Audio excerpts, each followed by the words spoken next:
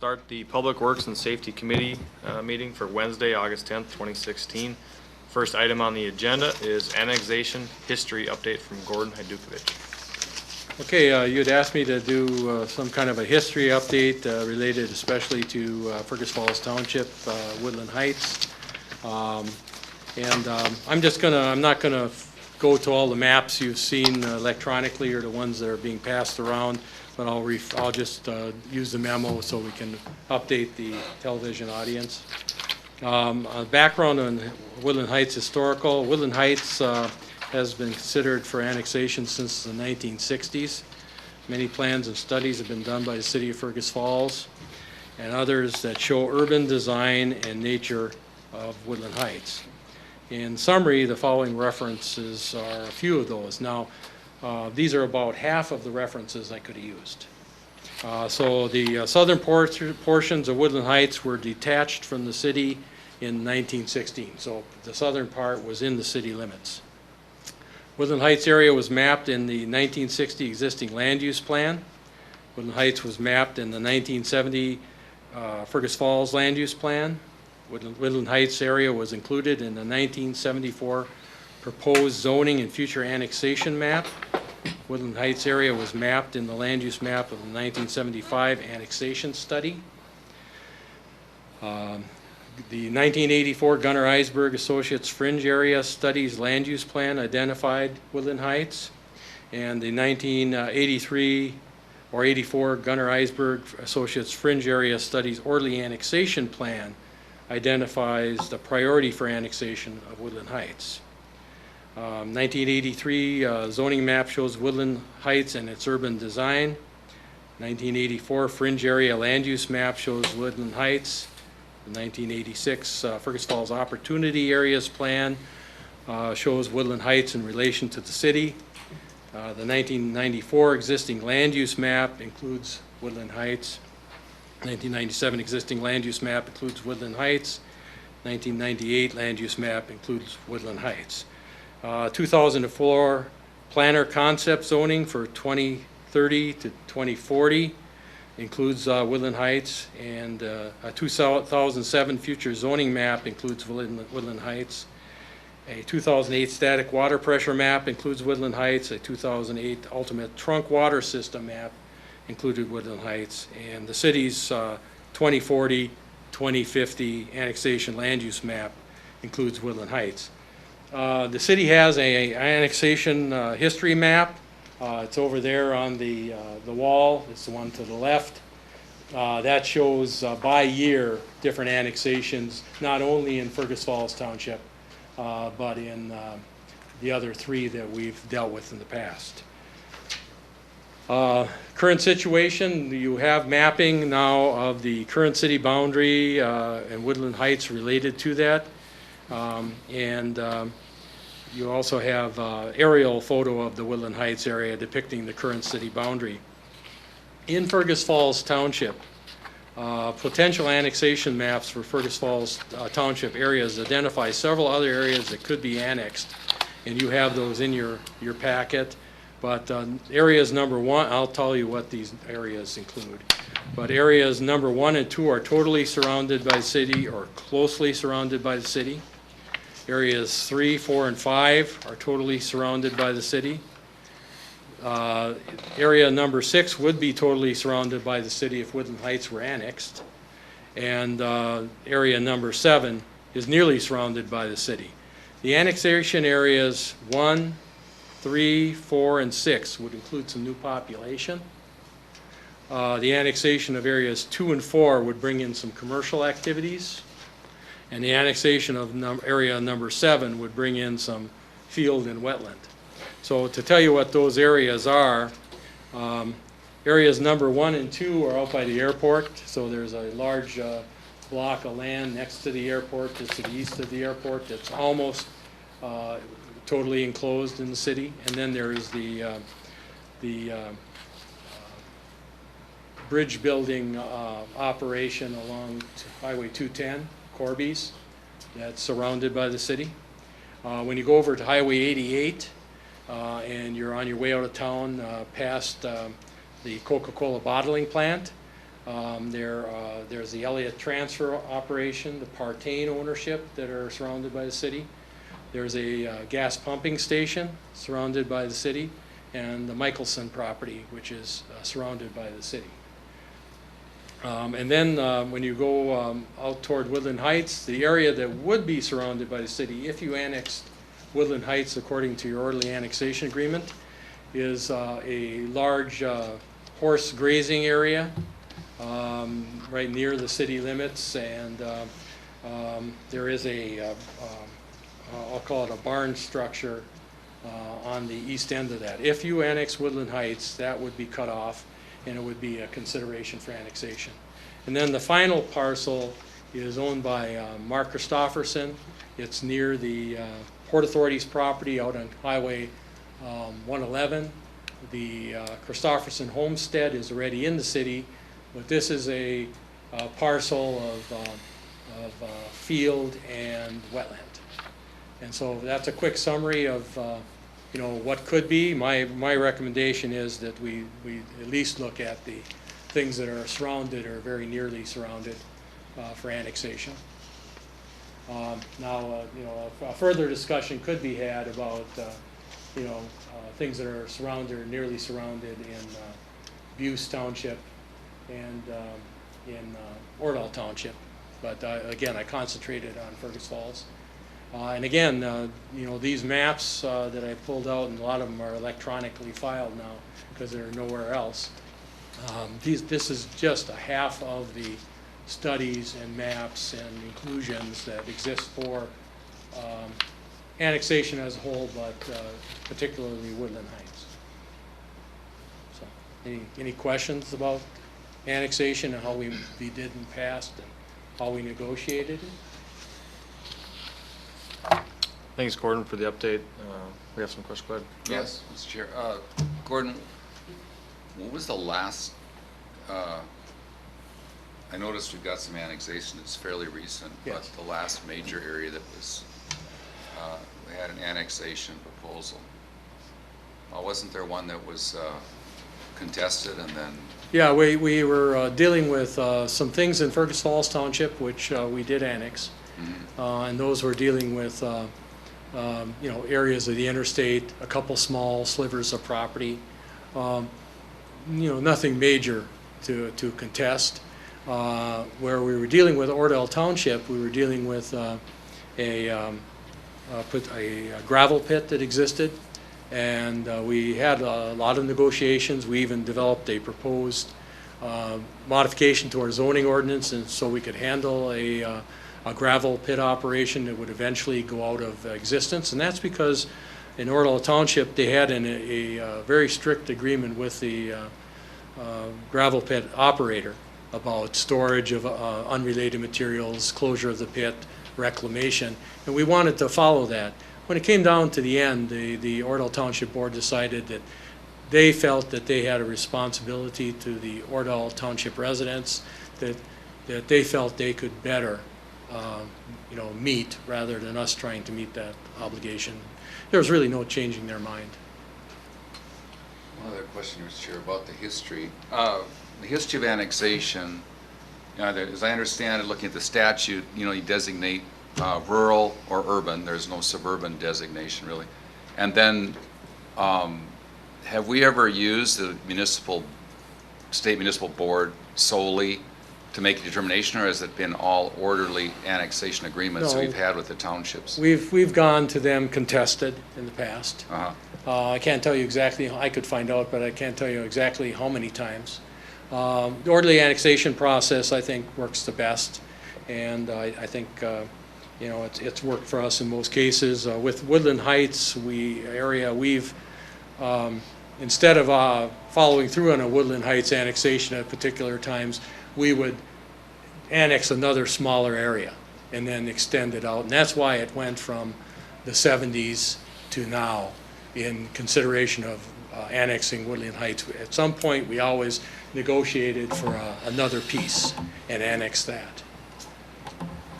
And then a follow-up on it. Go ahead. Good.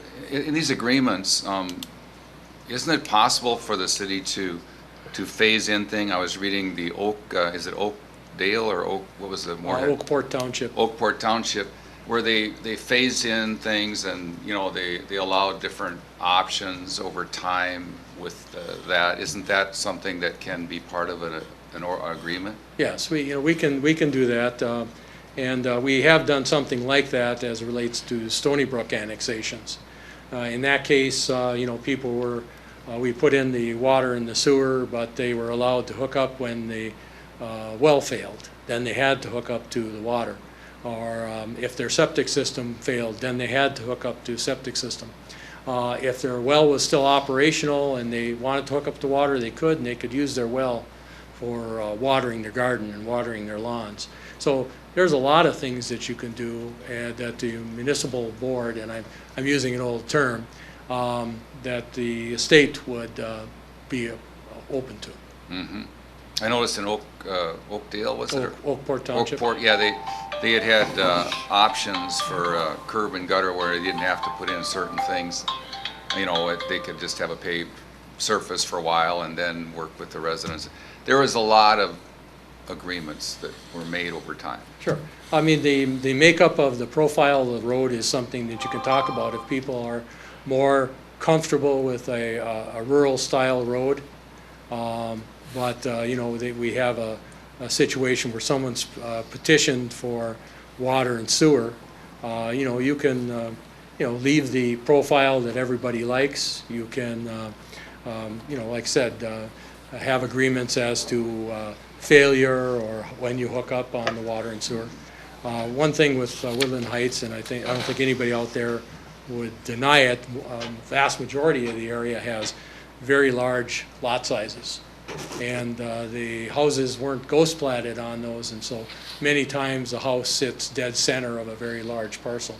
And so finding ways of service, whether it's from the front or through the backyard, if they replace a septic system, they can't sell that portion of their lot to another house because they're dead center. And I'm sure there are cases where you have one house near each other where they both could sell a portion of it and fit another house in, therefore reducing the cost of those waters. But those are some analyses that we need to do. Okay. Thanks, Gordon. Any other questions for Gordon at this time? Okay. Thanks, Gordon. We'll move on to agenda item number 2. Temporary healthcare dwellings. Gordon, you're taking that one as well? Yes. You'll see that you have an amendment to our code from Rolf, and this would say that we are opting out of this opportunity. You have to opt out of this by September 1st, I believe it is. And what this is it allows a homeowner to allow a family member or some sort of supervisory person to locate a temporary home on your property, which you would then do a temporary hookup, water and sewer, and this individual would be there for health reasons, and it would be for a 6-month period, and that could be extended another 6 months. And if you saw the original information, it's very, very county oriented. We feel that allowing a mobile home or a temporary home that would go onto a certain size slab for 6 months to a year would not be good in our community, especially since as I pointed out in the past, about 60% of our community is original plat or older plats that are very tight. And then there's also the privacy issues related to the healthcare information. So we have to know some things about the individual going in there. Those are normally healthcare things that you really don't want to know. And then you're responsible for keeping that information secure.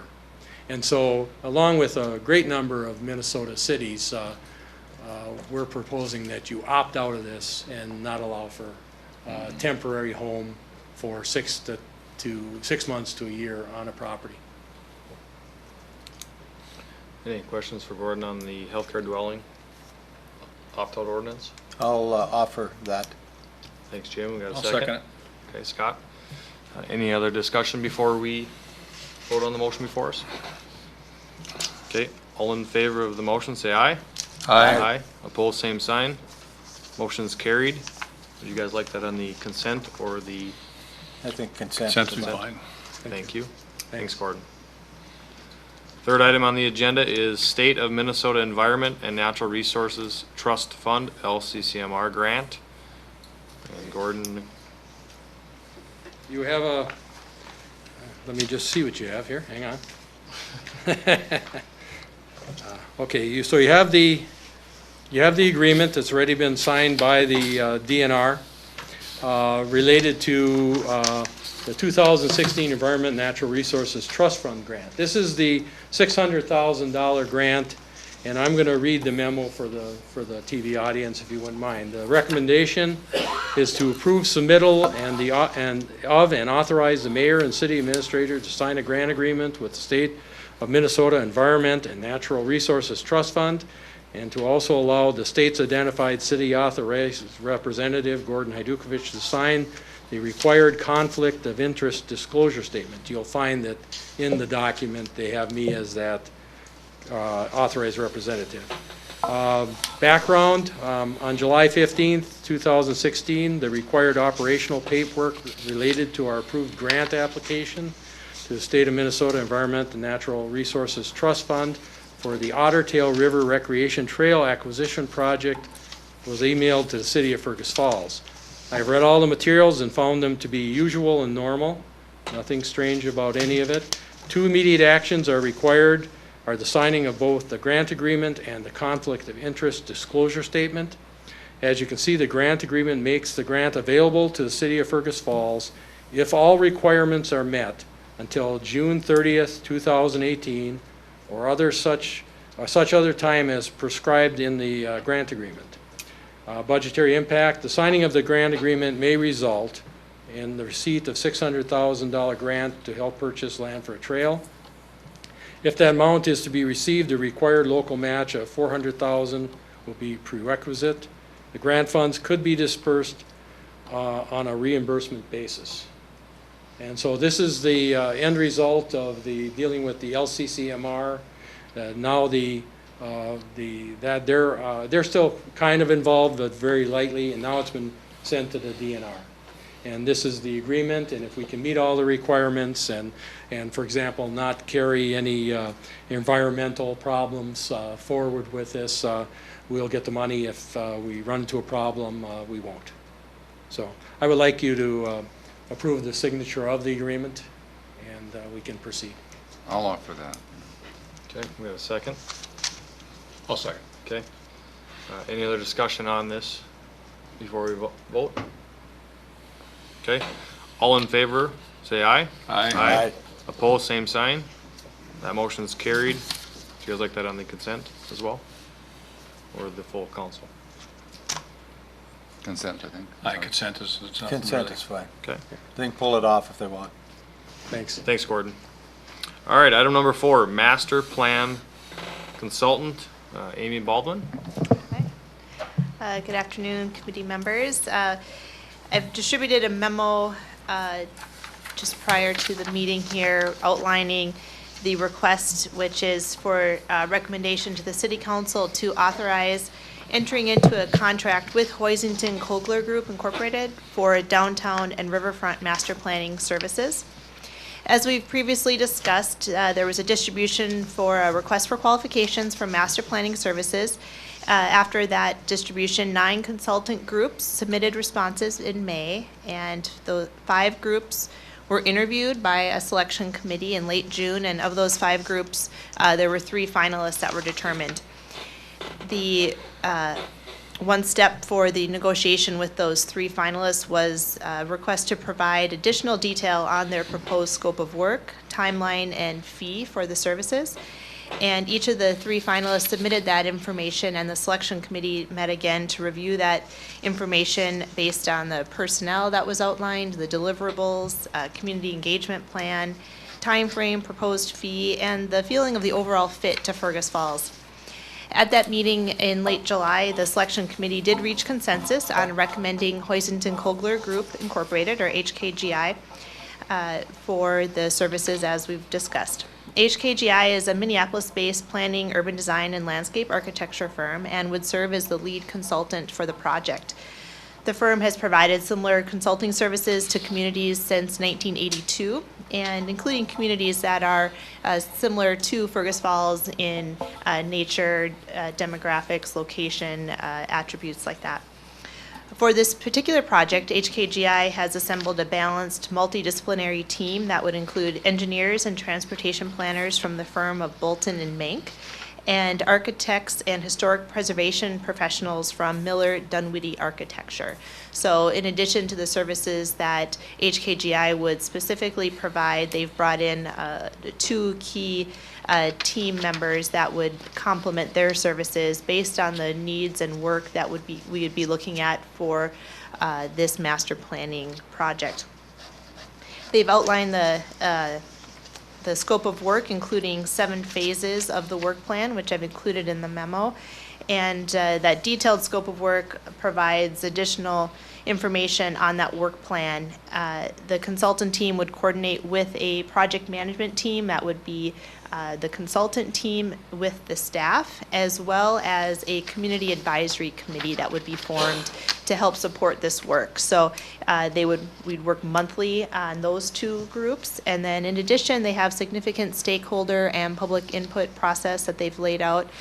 That would include multiple points of large community input sessions, a design charrette event where really getting the feedback and input from the community, and one-on-one stakeholder input sessions. So, reaching out to particular groups, making sure that we're hearing a balance of voices within the community. They've also proposed having 2 developer roundtables, where as we get a little further in the process, they would bring in a panel of developers to talk about concepts and ideas, market feasibility, the viability of some of the concepts that might be proposed in the master plan, and also 2 river-oriented recreation roundtables. So to talk about how can we activate the river and make it more of an amenity and used asset within the community. So those are 2 unique components of the proposal that help drive the decision by the selection committee to have those additional bringing information into the community as well as gathering the information by the community itself.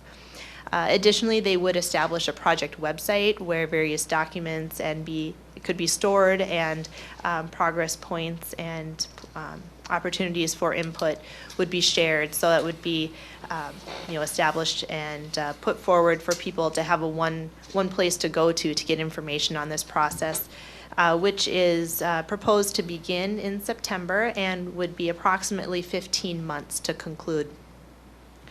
The fee that is proposed is not to exceed number of $185,000, and this is below what the estimated number would be. And while that was certainly a very positive consideration by the selection committee, that wasn't the driving factor. It was really the work and energy that was expressed by the firm in doing this work, that they were really excited about the opportunity to work in Fergus Falls and were really going to bring their energy and enthusiasm into this project to create this master plan for the community. Certainly we were pleased to see that the fee came in under the estimated number of we were thinking $200,000 to $250,000, which is where the other 2 firms did fall within that range. So a good thing, but wasn't the sole driving factor. Just wanted to emphasize that this was the top firm, in addition to being the lowest cost firm proposed as well. So to fund that fee, there's outlined in the memo a structure of multi-year funding. Because this is a long process, we can break that down into multiple years.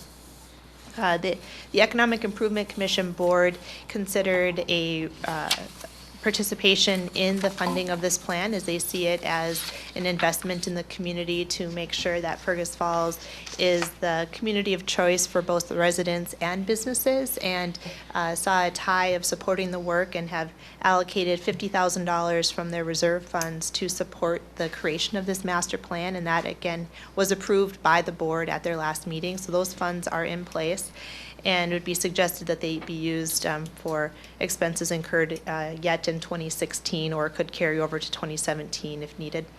And at the tax levy committee, currently the proposal is for $75,000 to be funded through a Port Authority levy, and then the balance would be paid in 2018, again through the Port Authority. So that's what is currently outlined for a proposed funding of that. And we do have a draft contract for the work that was received that we will be reviewing, and should it be recommended to the City Council, we would provide that to the full City Council on Monday. With that, I'd be happy to answer any questions. Thanks, Amy.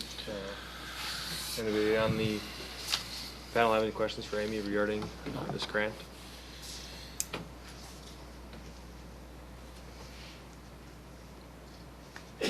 So we want to make them, we were looking for a motion to put it on the council, right? Correct. I'll make a motion. I'll second that. Okay. So we got a first and second. Any other discussion before we vote? All in favor of the downtown riverfront master plan consultant, as outlined by Amy, say aye. Aye. Opposed? Same sign. Okay, motion's carried. Would you guys like that on the full I don't council? think that should be on the consent. I think it should be on council. Full council, okay, Full thanks. council, yep. Thank you. Thanks, Amy. Item number 5, surplus equipment. Len Taylor. Thank you. As you can see in the memo, we've got some more dumpsters that have, we've taken out of our service of dumpsters that are out there. They're beyond their useful life. They've got holes and they're more costly to repair than they're worth. So I'm asking you to declare 18 6-yard, 8 4-yard, 15 3-yard, and 30 yard-and-a-half dumpsters as surplus. And we will attempt to sell them on the GovDeals website, or we'll sell them as scrap or salvage. Okay. So moved. Okay. Second. Any other discussion on that? Okay, all in favor, say aye. Aye. Aye. Opposed, same sign. That motion's carried. Consent agenda? Yeah. Okay. Thanks, Len. Item number 6, rain garden update? Yeah, Or- just a sorry. GovDeals aside, I passed out the current bids that we've received on the equipment that's out there on the GovDeals, so you can see where we're at so far. The auction will close a week from today. Okay, I see there's two of the two-wheel drive trucks missing on that. Is that just because it didn't print all the way, or? This is just the ones that we've received bids on so Oh, far. there's- The the other others ones just have don't not have a bid received, on them. okay. Yeah. You know, Go ahead. the important thing to note too, from my experience with these online government auctions, is you see the majority of the bids come in over the last 48 hours, Yeah. more so over the last 24 hours. So Yeah. I've learned in the past not to panic if prices look low now and then that last 24 hours just Right. is crazy. Thanks for the update. Thanks, Guy. Yep. Item number 6, then we'll move on to the rain garden update. Okay, so last fall, we received a gift from a local Rotary Club of $1,000 to build a rain garden in the City Hall Park. The West Otter Tail Soil and Water Conservation District, they came alongside and actually became the lead on this project. And we signed an agreement with them that they would fund up to 75% of the project, with the commitment of 10 years of that rain garden being there in existence. So where we're at, we began construction the last week of June. Everything was planted on a Friday, and then I think Sunday the rain started. So we've got erosion issues that we're working through, and you can see the plan that the engineering department has come up with, and I'll put it up on the screen for people in the audience.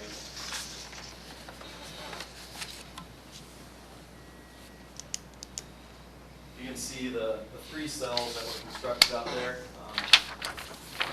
Water sheet flows from the parking lot from the southeast going to the northwest across the parking lot. And what's being proposed is a catch basin or a drain in the curb line of the parking lot here, which is the lowest point according to the survey department. They've taken the elevation shots.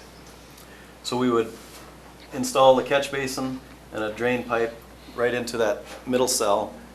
It would discharge out onto riprap, and hopefully the riprap would dissipate the energy and there wouldn't be any scouring or erosion down in the cell. The sidewalk that existed right there would go away. That would be lowered. There would still be a berm there, but it would be, instead of what you see here is 2 cells, it would be 1 continuous cell.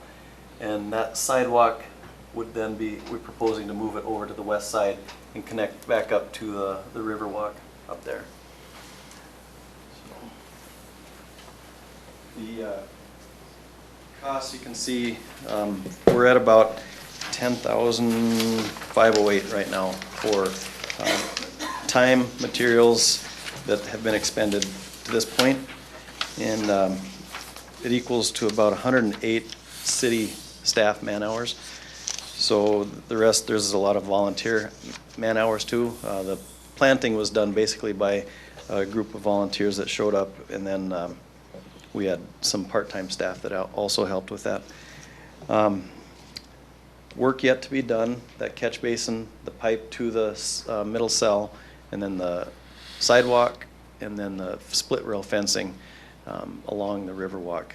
That work is yet to be done, and I'm estimating in the end, the city will have about $3,000 into this project out of pocket. The rest, up to $8,800 and $350 will be covered by the West Otter Tail Soil and Water Conservation District. So as soon as we can get it to dry up, we're gonna start work on that again and hopefully get it finished off, and we'll have a rain garden. Okay, any questions for Guy on that update? Mr. Chair?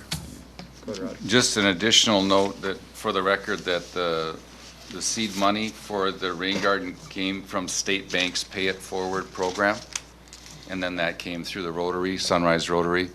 And then with the cooperation of West Otter Tail and the staff, just so that everyone gets noted there, you know, as being part of that process. Okay. Thanks for the work on that. Yeah, it's ongoing. The rains have been untimely, so. Well, when you build a rain garden, it's supposed to rain, right? Good point. It's doing its job anyhow. Yeah. Thanks for the update. All right, we'll move on to item number 7 on the agenda. And that is vegetative management ordinance, April Zumak. Good afternoon.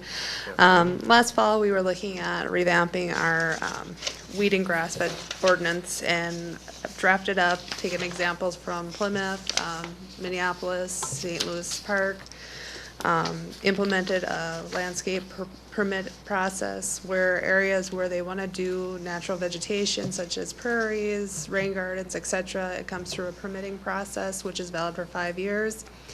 Actually learned a lot through this process and worked closely with the prairie wetlands as well as those individuals that were part of the wild ones. We had individuals review this ordinance. They felt that it was well laid out. There have been a few questions regarding how this impacts properties that are like in a residential area. When we have the situations where it's more of a hayland in a non-RA zone.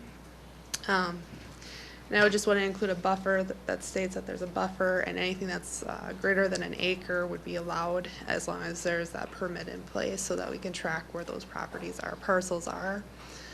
And then also with the wild ones, they have indicated that they would do some training with staff just to be able to identify what is considered noxious and non-noxious weeds. So what I'm proposing that at the next council meeting that we have a resolution for the council to review and to start the process of adopting this new ordinance in place of the old. Okay, I'll offer that. We have a second? I'll second it. Okay.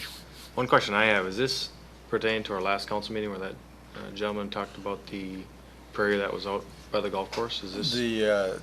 He showed a nice crop of wild mustard and thistles is what's in there. Okay. It is noxious weeds, I would say. Yep. Okay. But it would have to come under, as I understand, Mr. Chair, it would have to come under that.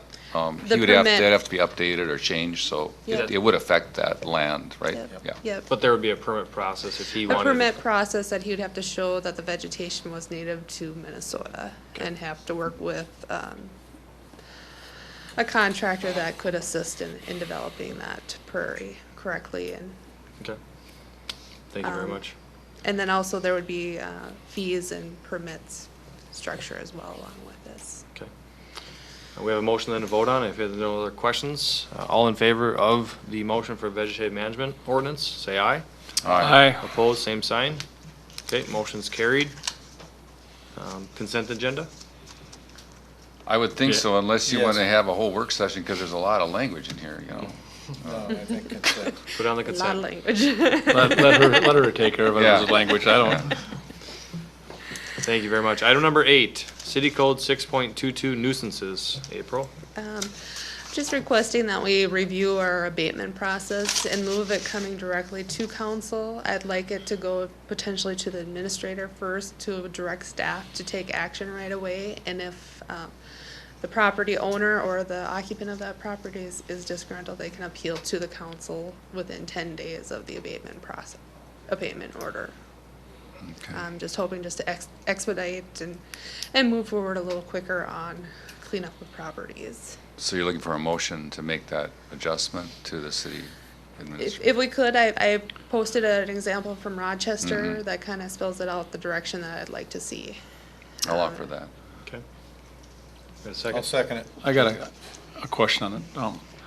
Go ahead. I'm trying to figure out how to say this the right way. You know, we already have this all in place, and going through Andrew, and I'm not saying it's not right, but making them come to the council it makes it, you know, if it's that bad already, it's gonna come to us anyway, because it's just gonna go to Andrew, and they're gonna do the same thing, come to us anyway. So I don't know if it's a process we really need to do, and I know Rochester does it. I read a little bit about it, but it's just, it seems when they gotta come here, things turn around. Usually it doesn't, I mean, we've had a few in the last month, but Go ahead. Well, I think if you remember, the one evening, we had 3 properties that we addressed, and only one individual showed up to contest that. So basically what this would do would allow us at the staff level to move forward and not have to bring those things before the council, because the majority of the time, they're not contesting or wanting to speak publicly about them anyway. Because by the time we get to this point in the process, they've had several notifications from April. They've usually been cited, been through court, and all these other things. So this would allow, or be an opportunity for us to take care of some of these on the staff level rather than bring all of them before the council. Okay. And you know, the ones that do appeal and want to come before the council, they'd have that right to do that, but I think we would save some time with the properties that we discuss that ultimately don't appeal those decisions. okay, thank you. And I got one question, and it's pertaining to this. It's one that we're abating now. I talked to a resident that's a neighbor, and the question was asked, if they do some but not all, does the city then come in and finish? Or who governs how much was done, if that's good? I'm guessing that you're referring to 626 West Linden. That one was completely abated this morning. Okay. So we did go in and abate, if they haven't satisfied everything that was defined that needed to be abated, the city has gone in and Done the rest. done the rest. Thank you very much. You had a question too? Yeah, no, I just add that I go along with Andrew. We don't need to see all those. If they're not gonna be here and contest it, go ahead and go forward with it. All right, so with that, Mr. there's, Oh, yeah. go ahead, Rod. Good. You got to vote on that thing? Or? That's what I was gonna. Yeah. And then I have a question on another, Okay. yeah, go ahead. So if there's no other discussion on that, we'll vote for the city code to get updated for the nuisances. All in favor of that, say aye. Aye. Opposed, same sign. Okay, that motion's carried. And Rod, you had a question? Just update and follow up on 512, I believe it is, West Stanton. Would this fall under that? Would you be looking at that then, Andrew, or? Well, that'll be the next item of business on the agenda. Yeah, I think okay, we'll cover very good. that. Just, but it would come under that, okay. Yeah. It would go hand in hand with this item 8, so moving on to item 9, if Nice. that's all right. Yep. Item 9, problem properties update. Is that last one gonna go on consent? Good question. I apologize. Last one on consent? Yeah. Yes. Thanks. Sorry, Lynn. Okay. Item number 9, problem properties update. Thanks, Ann. And I believe this was driven by 512 West Stanton Avenue. I have been in contact with the property owner. We also sat down as staff just to kind of review how many of these properties we have out there and what is the best way of approaching it, if it's condemnation, if it's abatement, if it's working with the property owner. And we identified a fairly good-sized list of properties that we have within the city limits. Right now, as of last week, there was a property on 614 7th Avenue that just came down on Wednesday. That was by consent of the property owner. I had sent them a letter, talked with them, met them on site, and they agreed that they would demo, and they took care of it quite rapidly. Took care of it last Wednesday, actually. So it actually improved the neighborhood quite a bit, taking down the small house.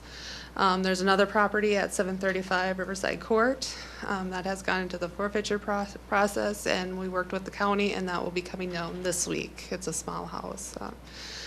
So we're working through taking kind of the low-hanging fruit first, where we can get consent from the property owners.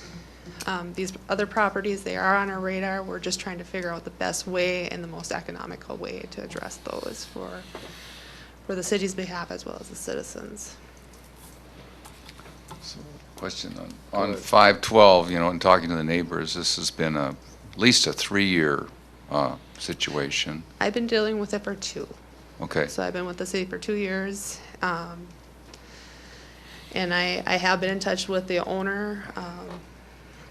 They're willing to sell. It's just whether or not the city would want to purchase that property and demo it. It is also in the court process, so I'd like to proceed with handling it through the courts on that particular property. okay, because with the other, April, how long has it been in the court process? I mean, where are they at in that process? It should be coming back to court here next month. Okay. Do you have another question? the options we have as a city, April, are court to purchase the property, right? Right, we can go through the court process and wait till the judge determines what the city can and cannot do with it. The next option would be condemnation. This specific property is vacant at this time, but we would have to purchase it at fair market value, and then we would be stuck with the cost of demolition, and then what to do with that property after it's been leveled, if that's the route. I have not been through the property. I've been just outside the property. I know in the last 2 years, we've gotten a lot of the garbage, refuge. We've gotten windows boarded up. I did have the county health department drive by it and see if it was a health concern, and they did not feel it was a health concern since all the doors were boarded up and there was no feces, animals, vegetation, etc. The grass is a little bit taller right now. Did they go inside? They did not go inside. There's no one living it, so there's no vulnerable adults that are in danger, human life, children, etc. What about the scaffolding that's been there for 6 months in the front yard? That is something I have talked with the property owner on. And But the county doesn't see that as dangerous, having No. kids could climb on that or something? Go ahead, Gordon. In the past, used the Christensen property. That was a property that we dealt with for over 20 years, on and off, with trying not to buy it, and the cancerous effects of a house like that in the neighborhood is what concerns us here. And I think that, the ones that she's identified, as low-hanging ones, are ones that we can help certain neighborhoods not have what happened over on Bancroft. Because we're still dealing with the results of the Christensen property, where it's affected at least 4 or 5 other homes there. Because people lose their will to invest in a house that's near something like this. Mm-hmm. And so we don't anticipate that we'll ever see anything that goes that long ever again in a much shorter period. Thanks, Gordon. Sounds like, April, this process is being dealt with. It's just maybe It not is, as and- rapidly. And we did as check most into would the like. cost for demolition of that property, and I know the city was not comfortable in doing that. If a contractor does a demolition, they always test for asbestos to make sure that that material is handled correctly, so that can drive up the cost. So the cost for that house, particularly due to location and how tight it is between houses, is about $12,000 to $14,000 for demolition. Mm-hmm. And as far as the price, I understood that that house was purchased for, They acquired it for $10,000 and there's a lien of $18,000 on the property. they have a lien of 18. Yeah.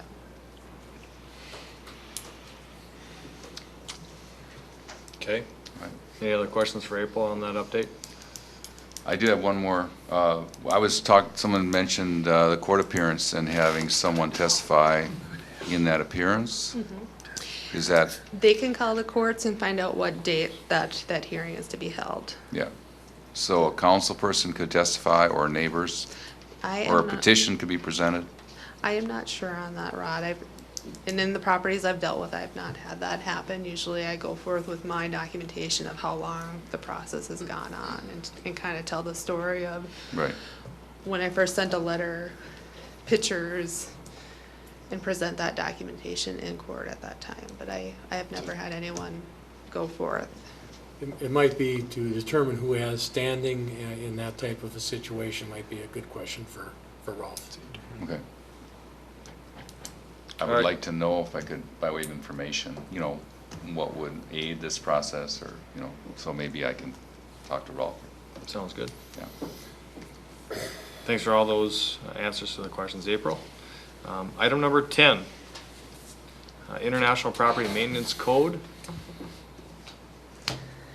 I would like to propose that we adopt the International Property Maintenance Code. Along with residential properties, it's come to our attention that there are also business and commercial properties that are in need of maintenance and repair. And what the International Property Code is, it's a code that was developed by the International Code Council, which is the basis for the Minnesota State Building Codes, which the city of Fergus Falls enforces.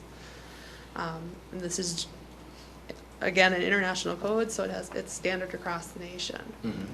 And I think it would be a good supplement to our existing ordinances. I thought we adopted this when we did the Well- rental inspection. We adopted a certain part of it or something, we put some of that in our code. And that's why I don't wanna, we just got done spending, how long, Gordon, a couple of years on that, getting that rental thing all done?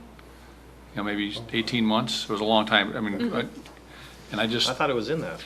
I think parts of it, we took We parts had of it. referenced this Okay. at that time. And I have a lot of contact with these rental people, and I don't want, you start putting this in and all the phone calls will start again, and what's this gonna do to me again? And I think we got, and you've said, April, everything's going really smooth with this transition of what we're doing.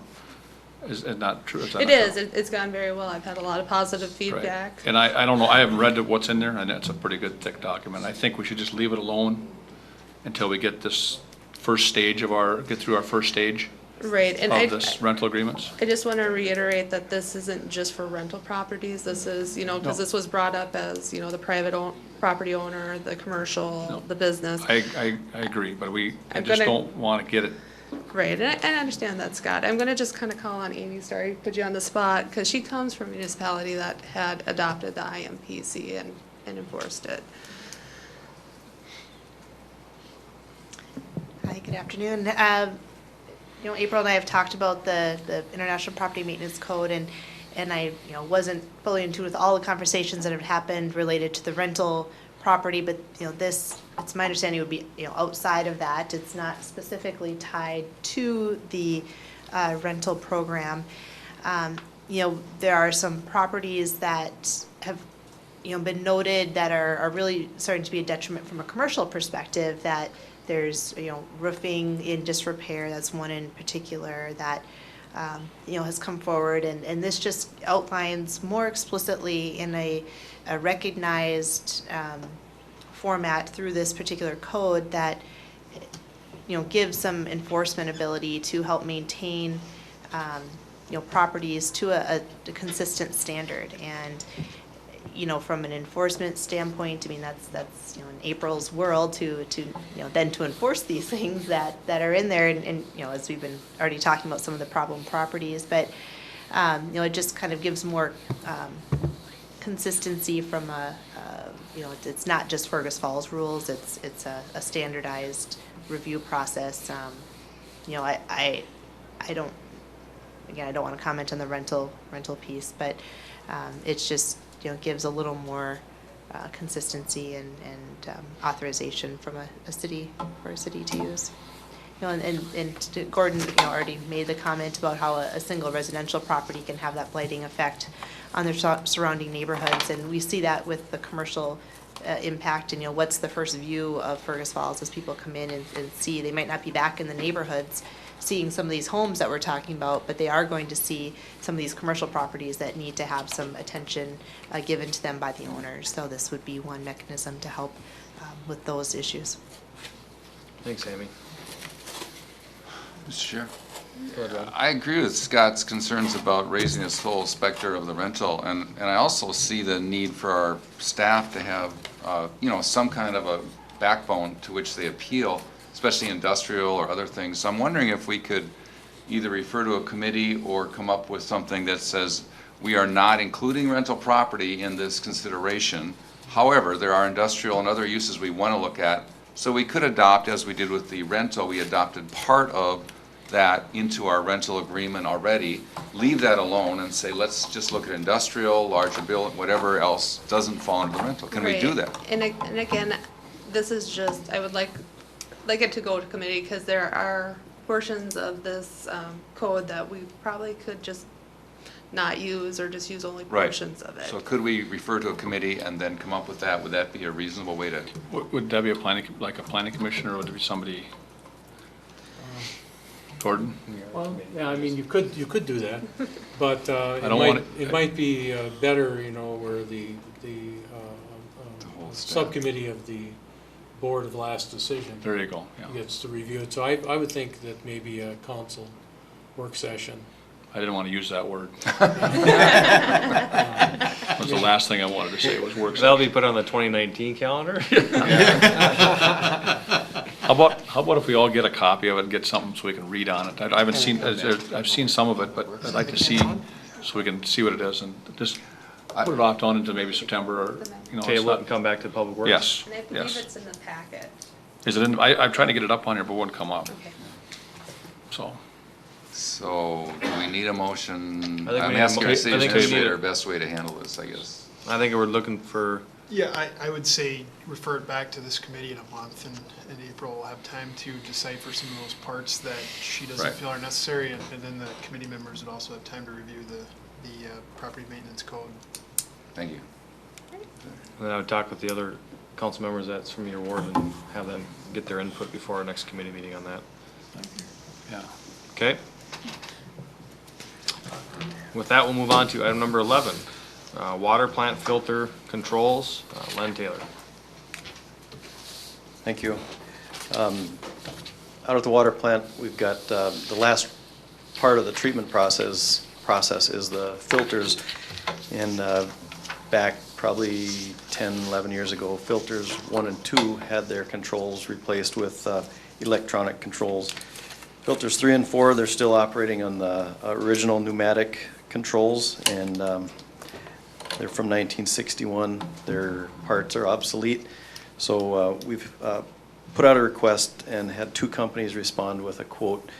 Preferred Controls came in with the lowest price at $27,500 to complete the project, upgrading the controls, and then it would also upgrade the way everything is recorded, from going from paper charts that cost upwards of $1,000 a year to just electronic recording. So it's upgraded, that's long overdue, and with the plan to go out for a request for proposals on doing an analysis of the plant, this is a piece of equipment that would be expandable or reused in any upgrades that we might do at the plant. So it's not money that would be spent frivolously. It would be controls that would be in place for many years. That was a question I asked, so you answered it for me. Okay. Any questions for the guy on this? Okay. I'll offer it. Okay, thanks, Jim. I'll second it. Thanks, Scott. So any other discussion before we vote?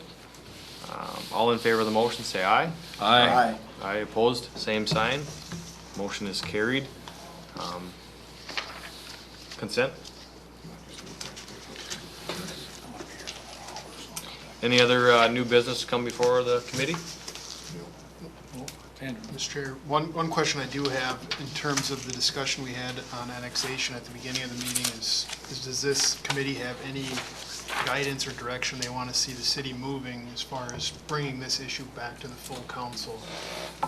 We were presented by Councilmember Hurley the questions that were raised by residents at the Fergus Falls Township meeting, and we're working on getting those questions answered and addressed. But I guess I'm wondering if this committee has guidance as far as how they want us to proceed now going forward with the Woodland Heights annexation discussion. Mr. Chair, how long before you think they'll have those questions answered, Andrew? You know, I don't think we'll be prepared by Monday night, Okay. but certainly by next week at this time. I think it should be on Monday night's agenda to appoint 2 members to meet with the township and their lawyer and our lawyer to discuss what kind of options we got and what we can work out. I think it'd be a good to do it in a neutral area, not here, not there, at their place, just find a spot we can do it and see what we can work out. Because I think if they meet with all their township members, we got to have, there's an open meeting for them. Or 2 of us, we can just have we can just go wherever, so. I think that'd be a good idea on Monday night, just that quick blurb on Monday night to talk about that quick, and then communicate with the town board and work on that.